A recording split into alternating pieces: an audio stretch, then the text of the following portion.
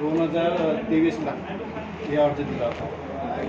तपोन म्हणून एक संस्था आहे आपल्या MH क्रमांक 40 जिल्हा परिषदचा रोड येते 5-6 सिटीमध्ये तेजस्वी राजूरा राहुल नगर ग्रामपंचायतला आहे. आम्हाला क्रमांक 40 हा जिल्हा परिषद काय झालं त्यांनी आहे ना लॉकडाऊनमध्ये तपोनवाल्यांनी तो रस्ता अतिक्रमण केला त्यांच्या अंडरमध्ये. कोणी संस्था आहे हो संस्था आहे ती हो संस्था आहे तिथे त्यांनी त्यांचे गेट लावले आणि या लोकांचा जाण्या येण्याचा रस्ता बंद केला आहे. यांना कुठून जावं लागते मासूरची एकूण तिथं पारधी बेड आहे, खूप मोठा पारधी बेड आहे. आता मुली आहे, महिला आहे, खूप खूप धोकादायक आहे. हे लेटर दिलं होतं त्या विभागाने.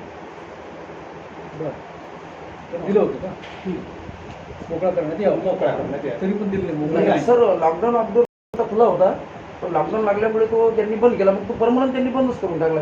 बंदच करून टाक तेव्हापासून तर अद्याप जवळपास 5 वर्ष झाली. आता 23 पासून आम्ही 23 पासून 5 वर्षापासून तो रस्ता बंद आहे. लॉकडाऊन खतम झाल्यानंतर त्यांनी खोलला नाही साहेब तो रस्ता. आमचं असं तुम्हाला विनंती आहे की तुम्ही आदेश काढा त्यांना करा. आम्ही पोलीस डिपार्टमेंटला गाडगेनगरला बी निवेदन दिलं आहे की आम्हाला प्रेमाने द्या, नाही तर मग आम्हाला आंदोलन करायला लागेल.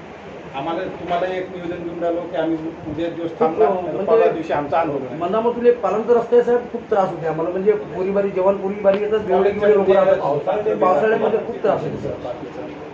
आणि काही प्रसंग महिलासोबत घडला आहे. महिला आहे वाटले कोण संस्थेनं तो रस्ता कशामुळे वाढवून ठेवला? हा ते काय ते म्हणजे आमची जागा आमच्या मालकीचा रस्ता आहे. आता रस्ता खरं तर पुढे मालकीचा आहे. रस्ता जिल्हा परिषदचा आधी एसटी जात होत्या, सिटी बस ठीक आहे, 2 घेतले मला विषय कळाला.